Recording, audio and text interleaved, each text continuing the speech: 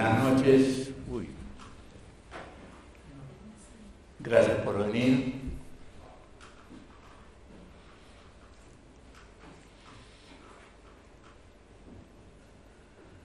Agradezco también a las editoriales que han hecho posible estas publicaciones, a los colaboradores del Cantón Lleno, a Demian Paredes, casi único responsable de la reedición de la mesa, a Pablo Andralis, que ofreció este lugar, algo muy oportuno para mí, porque en realidad el objetivo central de esta tarde, en lo que yo vaya a decir, tiene que ver con rendir un homenaje a la persona que dirigió la imprenta que funcionó acá durante más de 30 años, Juan Andralis.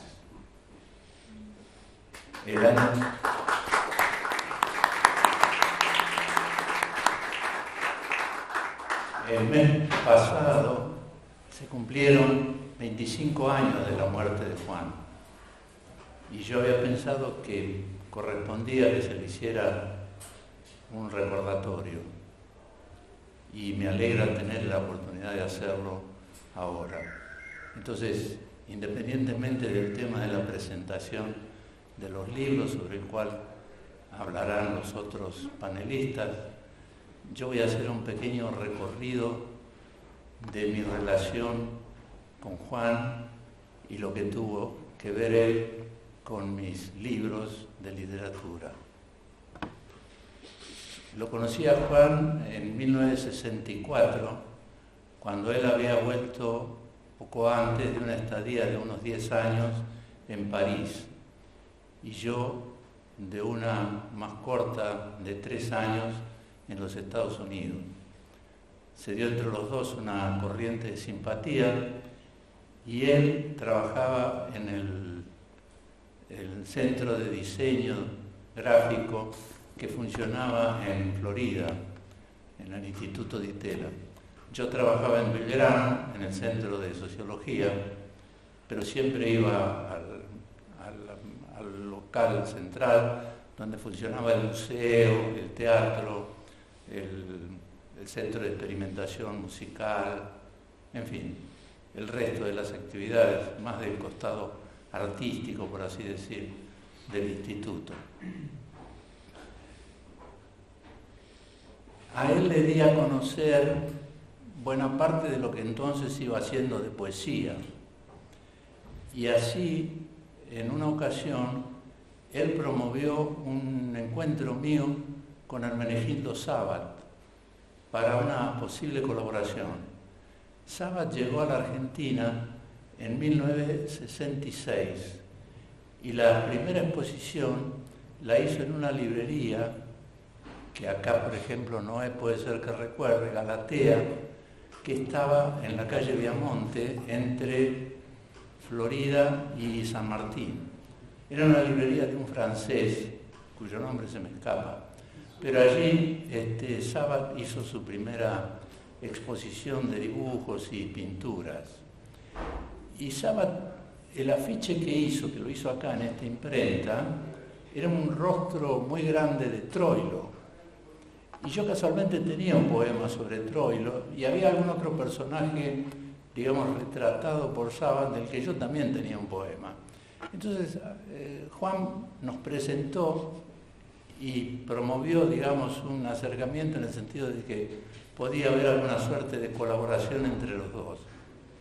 Ese proyecto nunca llegó a concretarse, pero, digamos, el puntapié inicial lo había dado Juan. Varios años después, cuando yo empecé a escribir La Mesa, también le di a conocer a él la primera versión a máquina, que tenía unas 500 palabras, unas 500 líneas, y que terminaban con algo que aparece en el manuscrito inicial, que decía que viva la mesa aunque yo perezca. Esta es una fórmula que en la escuela, por lo menos los que tenemos la edad de Noé y yo, aprendimos, no sé si se sigue repitiendo, y era en las últimas palabras que habría dicho Mariano Moreno antes de morir. Entonces yo puse eso como final de la redacción inicial de la mesa, y está también en la versión dactilografiada, digamos, que creo haberle dado a él. Ahí Juan se valió de su conocimiento y de sus lecturas y me previno acerca de que la fórmula ya había sido usada por Oliverio Girondo, cosa que yo no tenía presente. Bueno, esa fórmula creo que sobrevivió a lo largo de varias versiones, hasta que ya al final, cuando yo estaba por cerrar el texto, la redacción del texto, seguramente en 1969, decidí cambiarla, digamos, para no repetir. Bueno, eso es la mesa. Después, otro libro con el que tuvo mucho que ver fue Poamorio. Poamorio era un conjunto de poemas de amor que yo quise sacar hacia 1969, 1968-69. Y yo había pensado un libro dado vuelta. O sea, normalmente la tapa está el autor, el título del libro, etcétera, etcétera.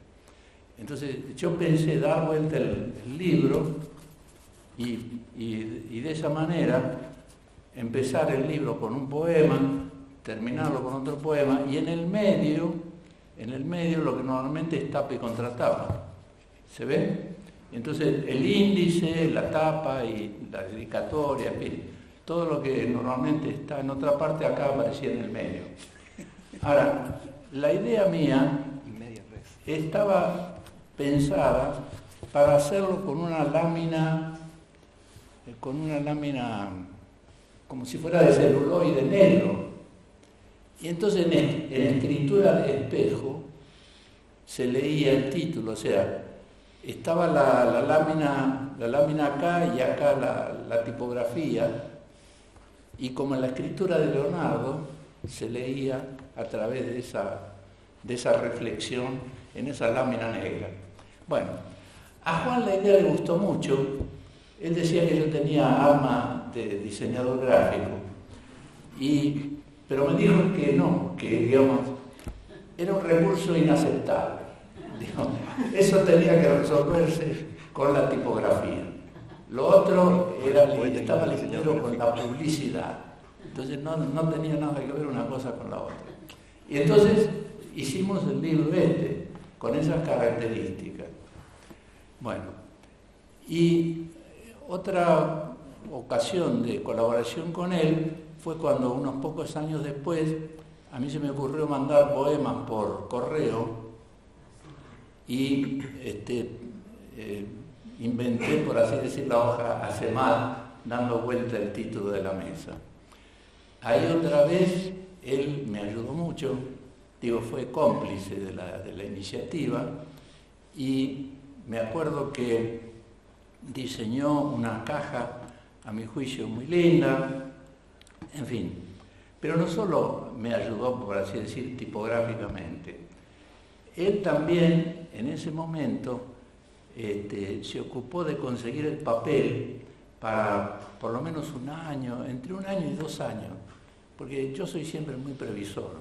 Entonces había trabajado y tenía ya como 10 o 12 números preparados y quería tener el papel para asegurar de que iba a poder publicar eso. Entonces Juan lo que hizo fue comprar el papel como si fuera para la imprenta con un descuento.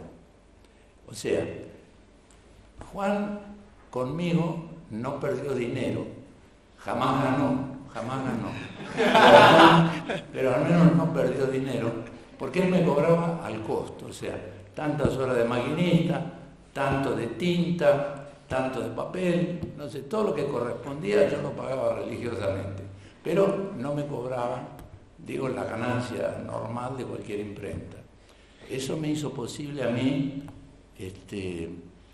independizarme en algún sentido de las editoriales y permitirme lujos como el de hacer Poamorio con él, toda la serie de Hace Mal, que fueron 4 años y 20 números, y también después el abecedario médico. El abecedario médico arranca en el 74, 75 y llega hasta el 76 y se publica en el 77. Y yo había tenido alguna oferta de publicar, por ejemplo, Daniel Divinsky con Ediciones de la Flor, pero Divinsky no quería incluir viñetas. Y para mí las viñetas eran un elemento fundamental. O sea, yo he tratado de darme gustos en términos de ediciones y esos gustos me los he podido dar en buena medida gracias a la complicidad de Juan. Entonces, que fue un excelente amigo, además de un gran diseñador.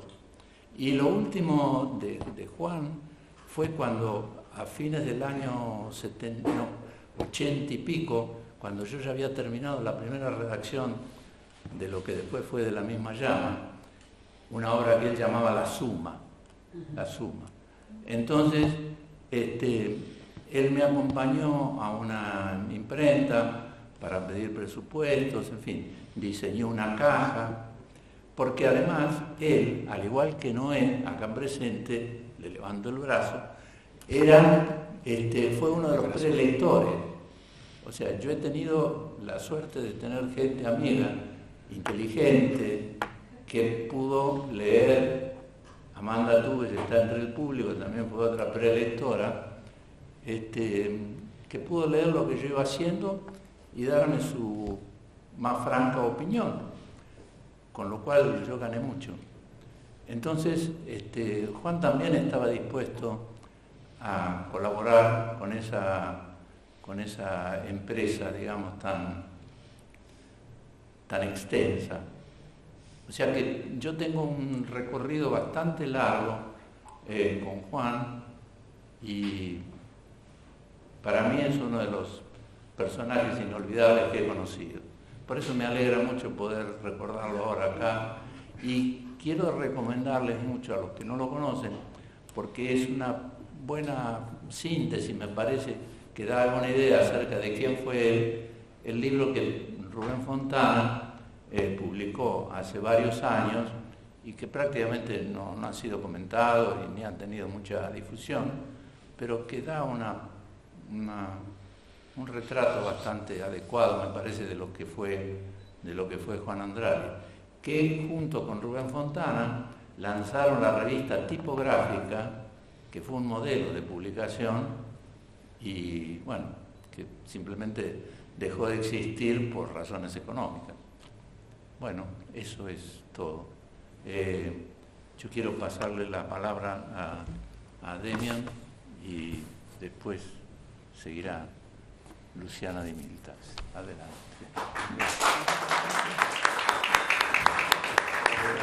Bueno, yo le voy a decir la verdad. Yo en realidad estaba anunciado como presentador, es decir, tenía un rol cómodo y breve, pero el domingo pasado que con Darío fuimos a un programa de radio, no tuvo mejor idea que reorganizar, improvisar y me dijo, vos también chamullá algo, así que bueno, trataré de ser breve y claro, o breve al menos.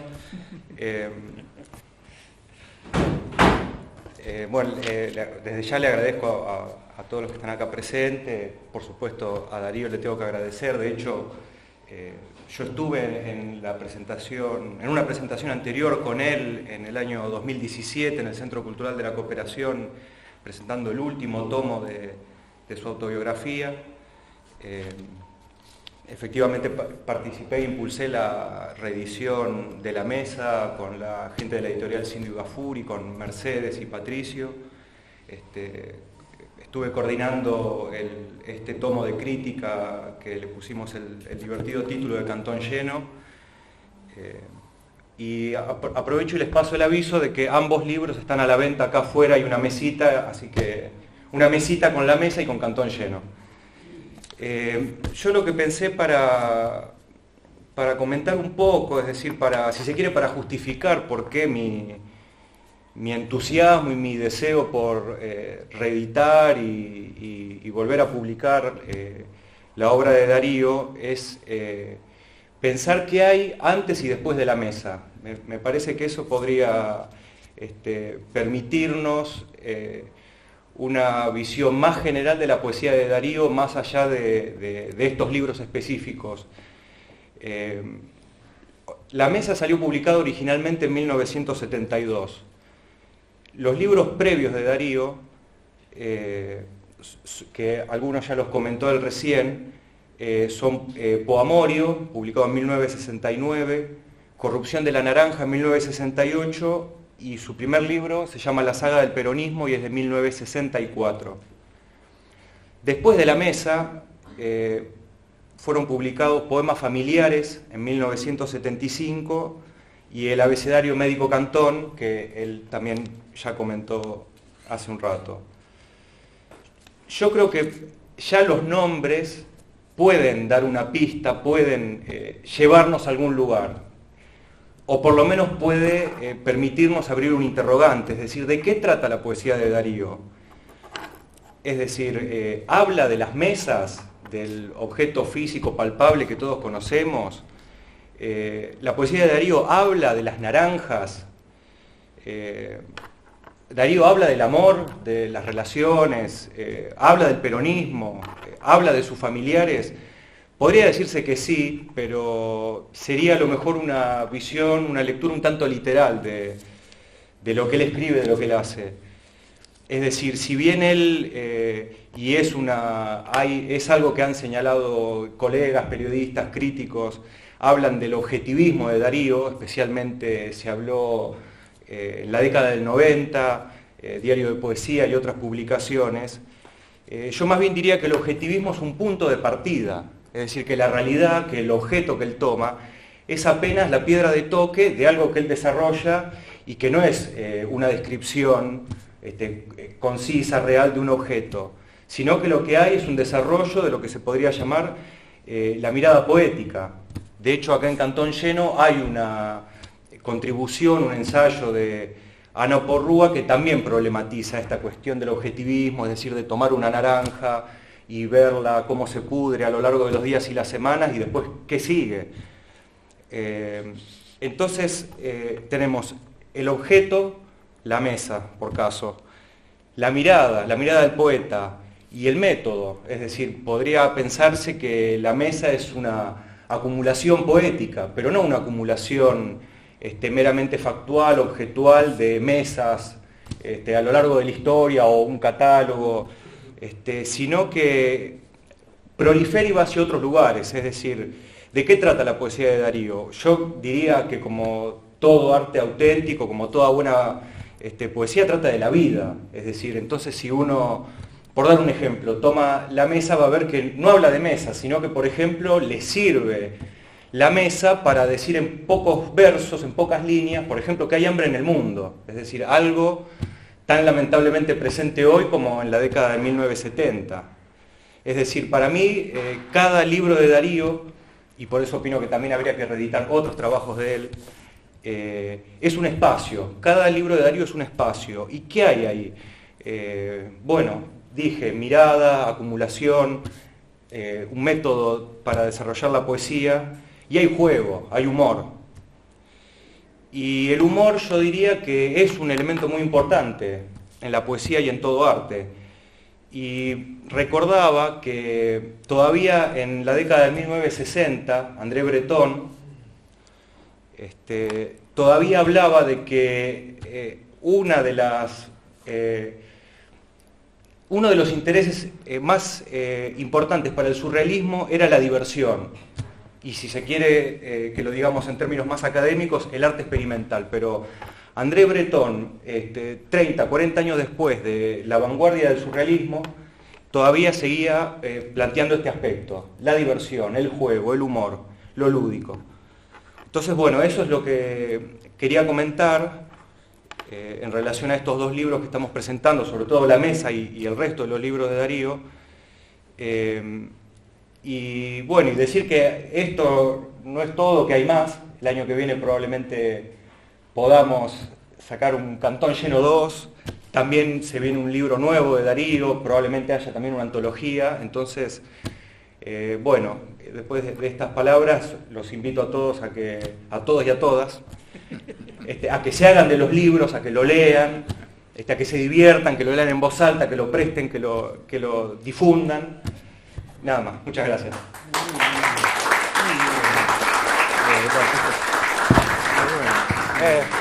Tuve que improvisar. Buenas tardes, quería agradecer a todos los que hicieron posible este encuentro, sobre todo a Darío por invitarme a participar. Voy a leer un texto muy breve. Hace octubre o noviembre del 2014, Ana Porrúa me sugirió que lea La Mesa de Darío Cantón. Desconozco qué motivo la llevó a poner en mis manos este libro. Sí recuerdo, en cambio, que me describió el poema como una colección de mesas. Devoré el texto e interrumpí varias veces la lectura para reírme a carcajadas, extrañada por la insólita reunión de mesas cigüeña, mesas generalas, santas mesitas y hasta mesas del barroco, en cuya construcción, dice el poema, los artesanos llegaron a tanto que la limpieza de las patas de algunas mesas de esa época desaparecen varios miembros de la servidumbre del palacio. Y como si esto fuera poco, agrega que el incidente obligó al rey a dar un edicto, poniendo límites a la imaginación de los ebanistas, lo que señala el fin del período. Jamás leí un texto tan irreverente y al mismo tiempo tan condicionado por los discursos del saber. En esa primera lectura me acordé del prólogo a Las palabras y las cosas, y más precisamente me acordé del pasaje en el que Foucault habla de la enumeración de los animales de la enciclopedia china del cuento de Borges, el idioma analítico de John Wycliffe. Allí dice, lo imposible no es la vecindad de las cosas, es el sitio mismo en el que podrían ser vecinas. También en la mesa me encontré con esa risa que sacude todo lo familiar al pensamiento y que trastorna todas las superficies ordenadas y todos los planos que ajustan la abundancia de seres. Es que la serie numerada que organiza las secciones del poema, desde definición y patología hasta mística, constituye una suerte de ruina de lo que alguna vez fue el edificio del conocimiento enciclopédico. La risa es así, la reacción de la lectora desconcertada ante un texto que prolifera y desborda los límites de eso que llamamos sentido común, término del que no puedo sino desconfiar. Cuando Foucault analiza esta risa, también percibe cierto malestar que aparece al tomar conciencia de que hay un desorden peor que el de lo incongruente, y es aquel que hace centellear los fragmentos de un gran número de posibles órdenes en la dimensión de lo heteróclito.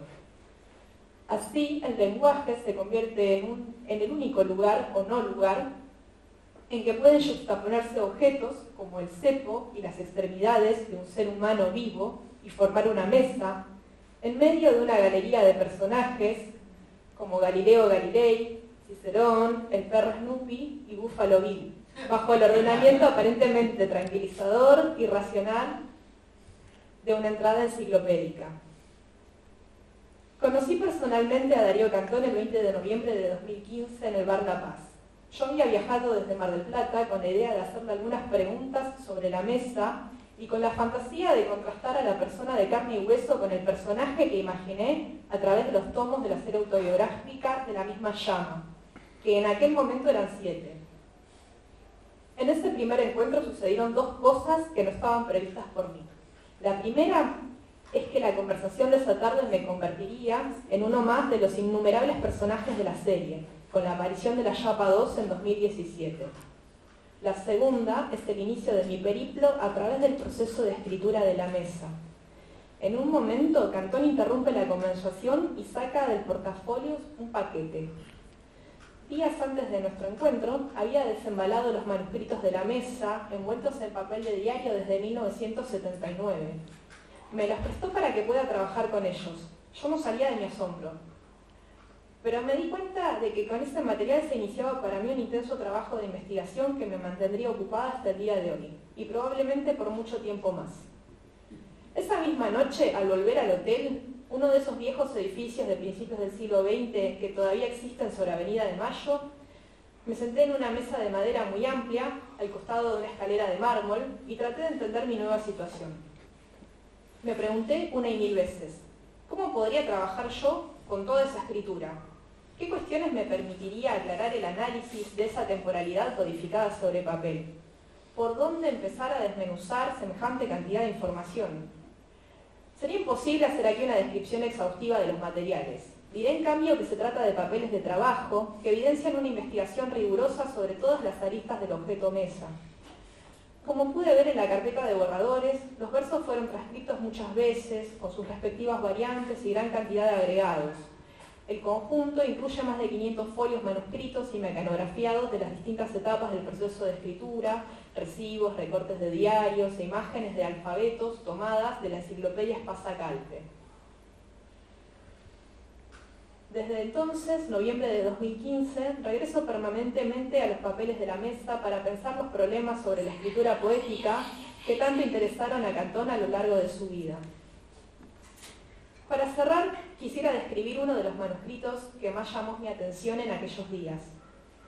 Se trata de un papel diminuto en el que se lee con letra del autor una enumeración de las secciones que data de 1968, previa a la incorporación de la sección 16, Psicología.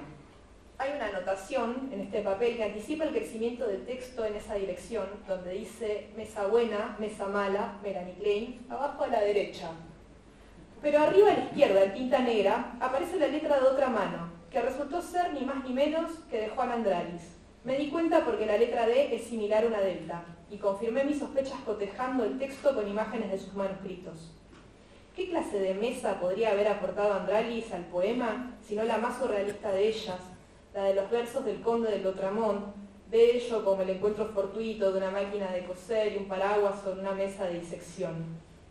A través del lenguaje poético con su doble valor de lógico e ilógico, Cantón siguió operando sobre ella y la reescribió como una de las mesas célebres del texto, que dice, completamente distinta, por lo insólita y secular, es en épocas recientes la mesa de disección de Lautréamont, sobre la que surge lo bello a partir del encuentro de una máquina de coser con un paraguas, descosido, seguramente, lo que dio lugar al enganche. Sobre la tabla de la mesa de Cantón no hay lugar para objetos inconexos. Las afinidades dejan de ser secretas y se presentan plena y alegremente en la superficie del poema. En fin, celebro con estas palabras la reedición de la mesa, que a casi 50 años de su aparición sigue produciendo lo bello a través de encuentros verbales insólitos, pero en ningún caso azarosos. Gracias.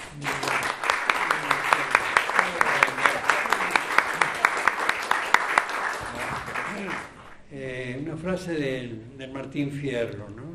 En esta ocasión tan ruda.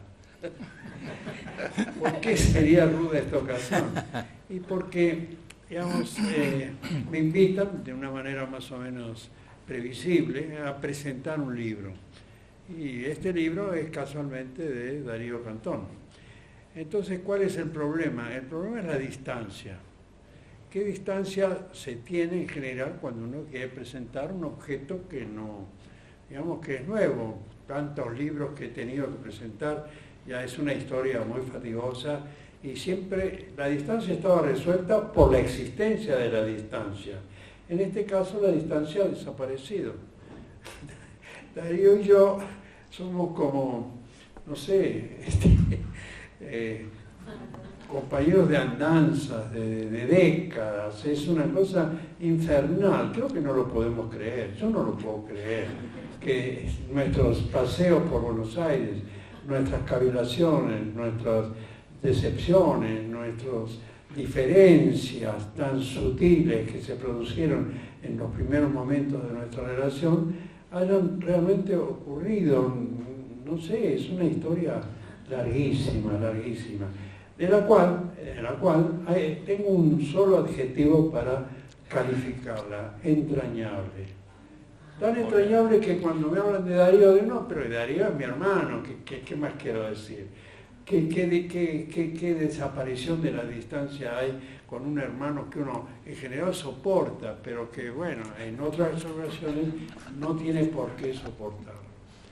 Darío es mi hermano, de hablar sobre él es hablar en realidad es hablar sobre muchas cosas, es decir, y sobre todo desencadenadas por estas acciones literarias, digamos, por las acciones que él emprende, ¿no? Acciones que, digamos, debo reconocer o debo recordar que fueron para mí insólitas, porque el primer Darío con el que andábamos por ahí fatigando las facultades bajo la mirada maternal de Amanda, que está acá, que nos miraba con benevolencia y se burlaba de nosotros por lo que queríamos hacer, fueron, digamos, típicamente estudiantiles y complicidades, incluso compartimos la cárcel, nada menos que la cárcel, fuimos presos, ¿no? Ahí escribimos, o pudimos haber escrito o recordado el libro de Silvio Pellico, Mis prisiones. No fueron muchas, fue una sola, pero la compartimos. Y que tuvo algunos episodios, esos divertidísimos, que, digamos, señalaban modalidades de Darío que me causaban mucha gracia y que al mismo tiempo me fascinaban, ¿no? Cuento una, Darío se va a acordar de esa, simplemente para poder entrar en materia, porque creo que voy a poder decir algo sobre el libro para el que me llamaron. No me llamaron para recordar estas cosas, pero tal vez valga la pena, ¿no? Bueno, nos habían metido presos en la facultad en una especie de oxímoron institucional. Estábamos dentro de la facultad, vino la policía, nos llevó a la comisaría, y en la comisaría preguntamos por qué nos habían llevado y nos dijeron por alterar el orden público. Estábamos adentro, no alteramos ningún orden público, pero bueno, ese era ya un principio de poesía, en verdad, un principio de poesía. Nos miramos al comisario así, asombrados, y bueno, nos metieron en un lugar, que yo qué, y de pronto nuestras familias solícitas nos empezaron a proteger, por supuesto, a traer comida y todo eso. No se lo tomaron muy dramáticamente, ¿no? Bueno, y a Darío le trajeron una torta pascualina, que naturalmente compartió conmigo, quiso compartir conmigo, siempre era así.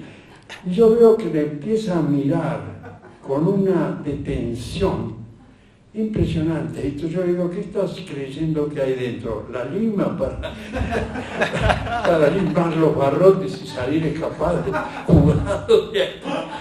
Ese era Darío, obsesivo, pero ese detalle, yo debía haber pensado en lo que implicaba esa mirada. Es una mirada que después es recogida. Demian habló de la mirada. Esa mirada después aparece en toda la obra de Darío. No busca la lima que nos va a permitir fugarnos de esta cárcel de la significación, sino la mirada que descubre. También podía avanzar algo sobre eso. ¿Qué descubre la mirada? Y descubre el secreto de la palabra. Mira a través de la palabra. Quiero que imaginen eso. Es como si la palabra fuera una superficie que se deja penetrar y por la mirada y que nos lleva a otra parte. Esa otra parte que es indefinible es la poesía. Con eso que es indefinible se constituye la poesía. Perdónenme este discurso un tanto entre lírico y arriesgado, pero bueno, lo quería decir. Dicho esto, digamos, también esta primera sorpresa, porque el orden de nuestras relaciones tenía el lastre y la fecundidad del universitario, de lo que habíamos hecho juntos en la universidad. Y después las separaciones. Nos separamos y supe a lo lejos, nuestros destinos geográficos habían cambiado.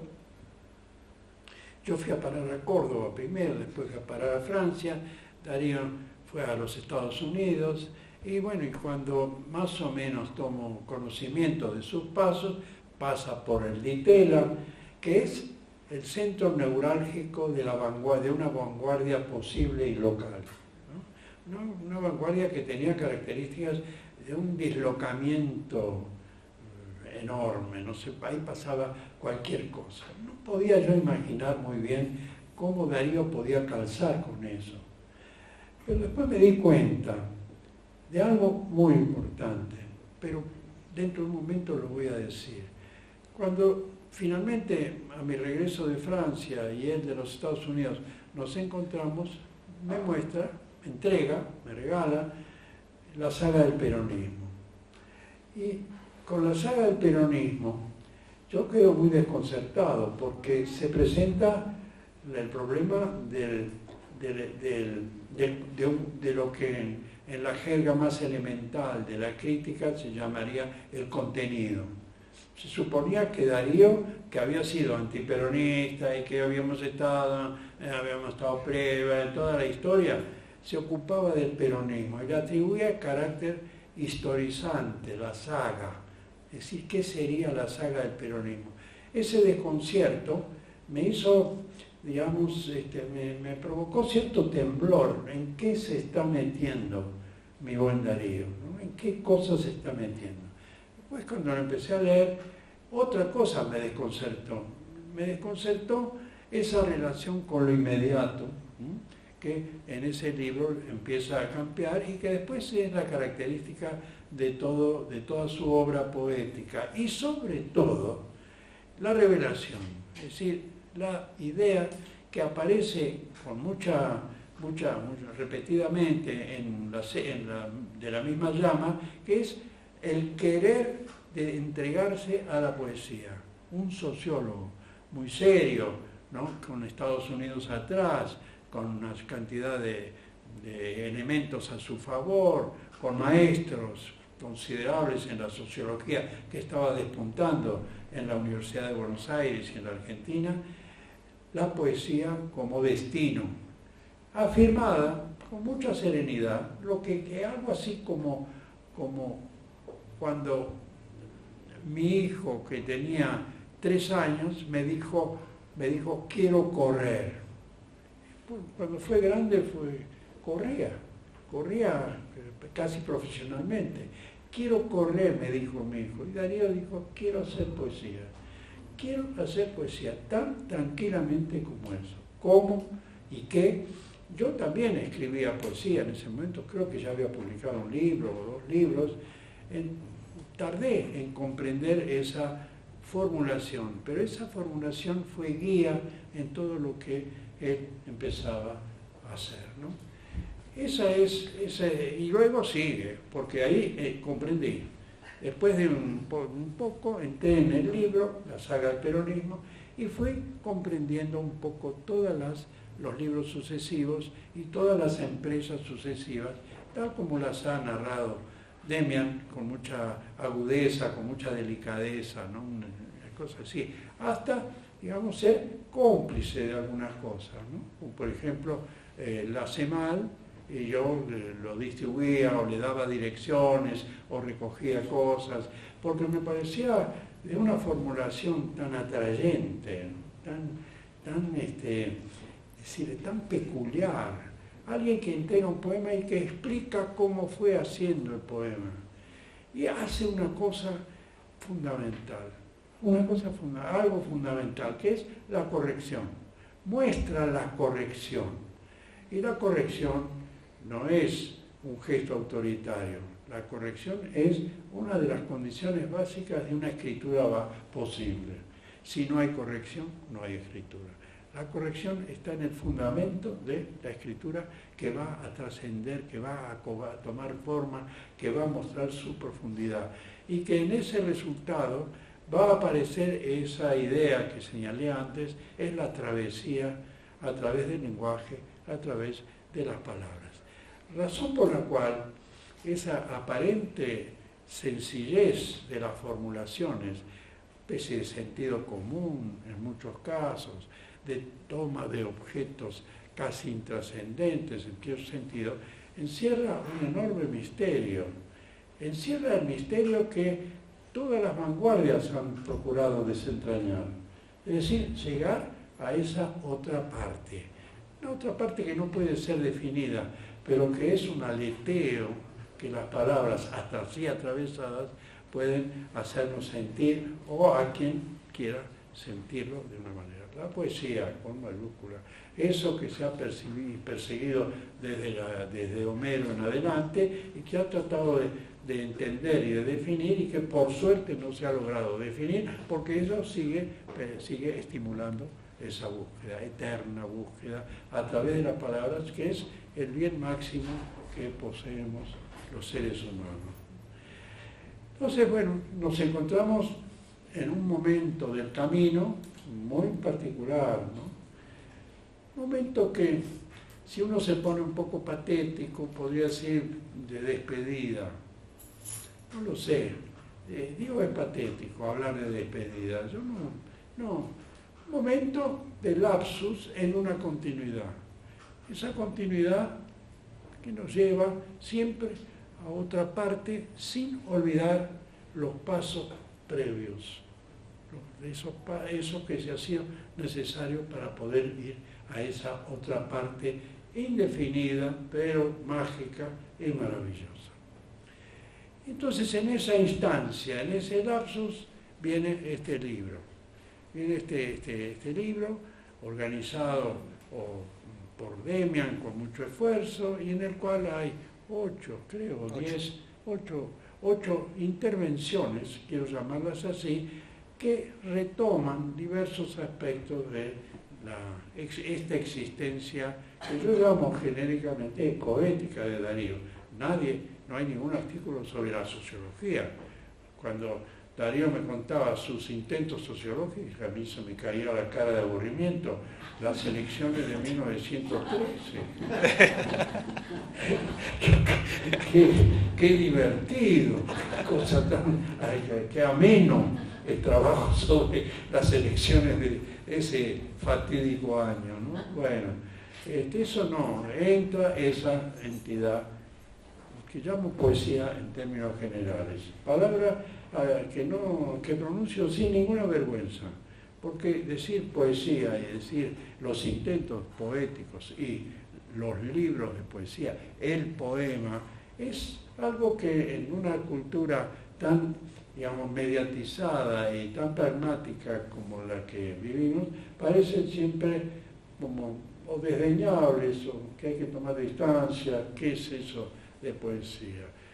Nuestro amigo común y recordado y querido Hugo Bola tenía una revista que se llamaba El oficio del poeta o El trabajo del poeta.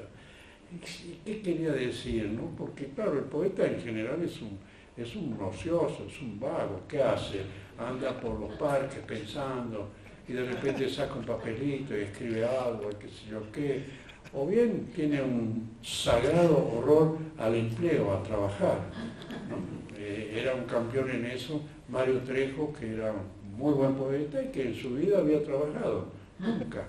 Y había logrado escribir poesía muy buena, pero nos ofrecía siempre su inermidad, su desamparo, su vagancia, ¿no? El poeta, así, como una reminiscencia de ciertas decisiones del romanticismo del siglo XIX, ¿no? Ahora no era eso.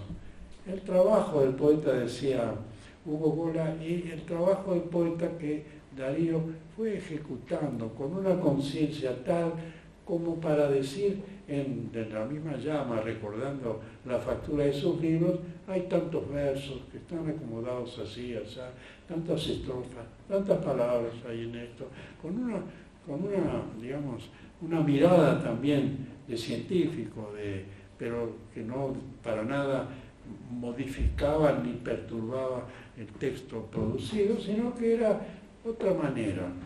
Lo cual a mí también me hizo pensar mucho en relación con la obra de Darío en el concepto de vanguardia. Las vanguardias, para quienes se asomaron a este extraordinario fenómeno, ¿no? En su mayor parte son recordadas por la estridencia de la formulación. El dadaísmo era una vociferación de lo ininteligible, el futurismo era una exaltación de ciertas figuras, y así siguiendo. No sé, en toda América Latina hay manifestaciones vanguardias. La estridencia es tal que en México hay un movimiento que se llama estridentismo, ¿no? Se asumen estas cosas. Pero esto es una vanguardia, yo diría, tranquila, pacífica, pero es vanguardia, en el sentido de que la simplicidad, que el referente que aparentemente es inmediato, cobra una profundidad, una vibración, que es precisamente lo que las vanguardias buscaban. Bueno, estoy divagando un poco, pero en fin, es lo que se me va ocurriendo, no tengo nada articulado, nada pensado, porque ahora quiero hablar un poco de este libro, ¿no? Este libro en el cual ya el título mismo es esa magia del cambio. ¿Qué quiere decir cantón lleno? Remite obviamente a la lotería. El objeto de la lotería es precisamente acertar con las piezas para que esté completo y sea eso una realización. Entonces creo que cuando pone cantón lleno, creo que piensa que el objeto es cantón y que el lleno es de los trabajos que se formularon acá. Como que se completó, aparentemente, porque acabo de enterarme por Demian que se prepara un cantón lleno 2. Así que no del todo. Hay Puede tener otro título también, ¿no? que se esté preparando. Pero puede también tener otro título, que No. lo sugirió Gandolfo. Bueno. ¿Sabes cómo es? No. Cantón pirulero. No. Decíselo al No, público. no. Sí. Rechazo totalmente. No. Acá el azar, y el azar es también la palabra, responde a la palabra, digamos, al gesto poético. ¿Hay algo deliberado en la confección de un poema? No, el azar lo va conduciendo. Una formulación lleva a otras, las desloca, las reincorpora. Yo creo que es vanguardia eso. Vanguardia en el sentido de una propuesta que conduce el gesto, digamos, la materia verbal a esa otra parte que antes definí como la poesía. Este libro, ¿no? Sería un homenaje, aparece como un homenaje. No quiero llamarlo un homenaje, diría este libro es un acercamiento razonado. Es decir, hay una obra global y hay miradas que tratan de entrar en sus recovecos, en los recovecos de esa obra. Una obra que es la poesía y es ese propósito tan, extravagante y deslumbrante al mismo tiempo que es de la misma llama. A cuyo nacimiento, un poquito de refilón también asistí, porque Darío me hizo leer, me mostró el primer volumen. Y el primer volumen que estaba preparando me dejó también muy aterrado en cierto sentido, porque decía, ¿qué sentido tiene que en ese libro aparezca el contrato de alquiler de su departamento? Pero no solo eso, además del contrato, claro, el contrato de alquiler, si uno lo mira con ciertos ojos, puede ser muy divertido, es decir, puede encerrar infamias y promesas, ¿no? El locatario se obliga, el propietario, ¿no? Etcétera, ¿no? Pero además lo completa con la radiografía del ojo. Una cosa increíble, yo como Darío, ¿qué estás poniendo aquí? Pero con la lectura y el paso de los volúmenes, pero sobre todo desde la primera vez, me di cuenta que estaba operando un concepto que llamo de contextualización. ¿En qué consiste la contextualización? Que aquello que podría en su contexto ser puramente referencial e indicativo y comunicativo, en el plano de un discurso poético cambia de carácter, se modifica, no se lo puede leer en su referente inmediato.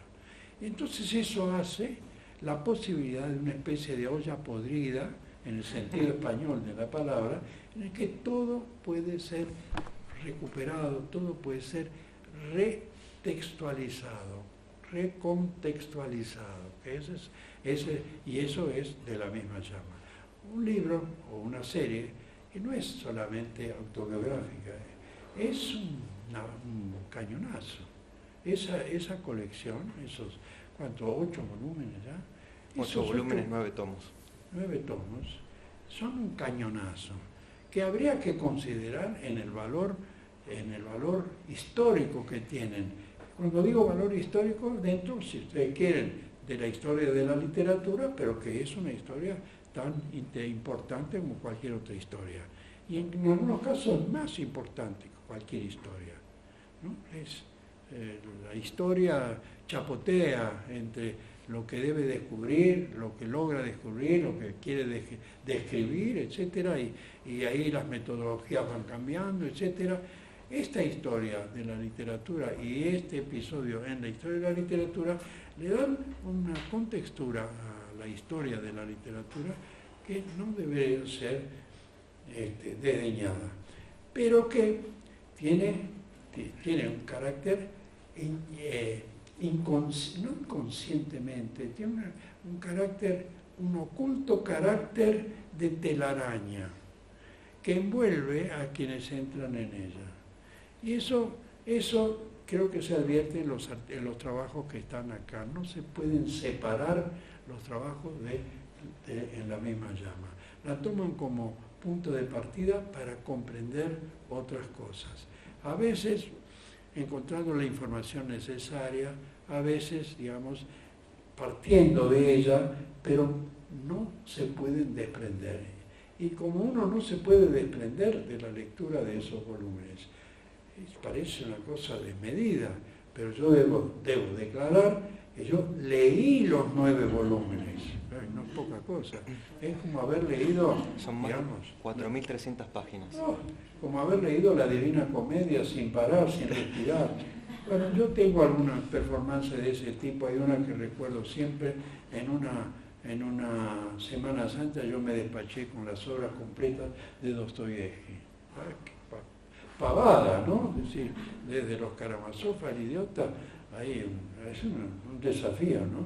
Leer esto fue un desafío, solo que era pausado, no era uno detrás de la otra, sino que a lo largo de estos años, desde el 87, ¿no? 86, 87, hasta prácticamente ahora. Acá, en cuanto a los enfoques que se toman, sí, hay algunos artículos específicamente sobre la poesía, de Ana Porrúa, el de esta chica Salomón, ¿cómo se llama? Guadalupe Salomón, me parecieron de una perspicacia, de un interés muy grande. El acercamiento prudente de Gandolfo, que describe más bien el gesto. Hay una diversidad de actitudes y de miradas que hacen de cada trabajo una cosa interesante. ¿Interesante para quién? Para aquellos a quienes una obra les interesa, y les interesa también la literatura y les interesa también la crítica, porque de todos modos, sea como fuere, es un libro de crítica. Y también nos ponen en la pregunta acerca de cuáles son los rumbos de eso que se llama la crítica literaria en este momento. Esto es muy actual. ¿Qué busca la crítica actualmente? Bueno, la crítica, digamos, en parte chapotea, en parte es el objeto de la inquina de los llamados creadores, que no les gusta que nadie entre a hurgar en lo que están haciendo. En parte es la ocupación de la universidad, de la academia. En parte es el servicio a las empresas editoriales en el sentido de conducir al público a interesarse y a comprar, qué sé yo, qué, una trivialidad, ¿no? En parte también es a preguntas que uno puede hacerse en relación con qué quiere decir acercarse a un texto y tratar de comprenderlo. Porque si la crítica creo que es eso, legítimamente, auténticamente, profundamente, es ese deseo de acercarse a un objeto, o sea, a un texto, y construir un nuevo texto que se le añade, no se le superpone, se le añade, ¿no? Bueno, ¿Qué más puedo decir? Podría seguir hablando de Darío, que es un tema más interesante quizás que lo que yo digo, pero bueno, lo libero de esta cuestión y me parece que ya charlé demasiado y les agradezco mucho que hayan escuchado.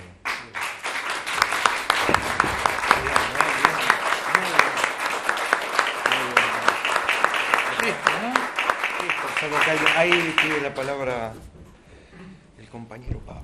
Hola. Mientras hablaban, estuve pensando que me gustaría decir una idea, una especie de revelación que he tenido hace poco, que tiene que ver con mi lectura de Darío.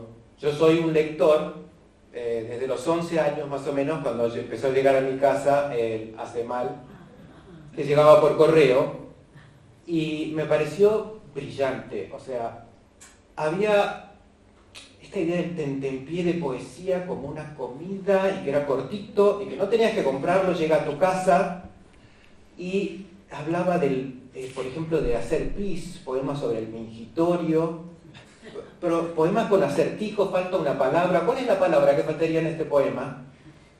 Bueno, han pasado 44 años y yo me pregunto a veces, porque hay gente que no todo el mundo le gusta Cantón. A mí me parece fascinante cada línea y cada página que abro. Me acuerdo mostrarle a un amigo médico, mirá que esto, el abecedario médico Cantón. Cada remedio, que vos conocés porque sos médico, es resignificado a partir del lenguaje como una cosa imaginaria, un poco parecido a lo que hace Hortensia con el diccionario de la Hortensia, pero sistemático, línea por línea. Entonces, con esta sistematicidad, yo pertenezco a la generación X. Entonces, mi revelación es esta. Te traigo un mensaje de la generación X, que ya envejece ahora. Vos sos un nerd.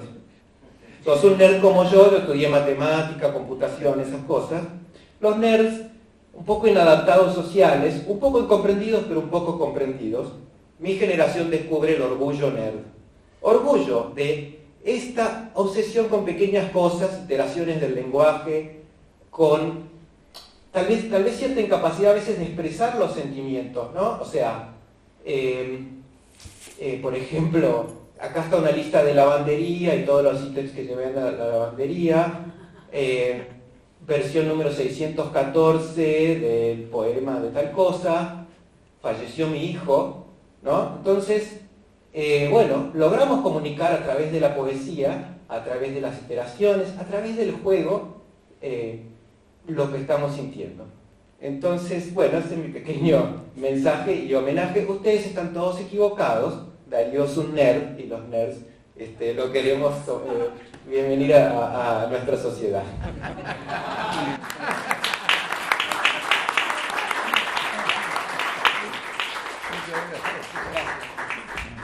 Bueno, listo entonces. Gracias a todos. Gracias por venir.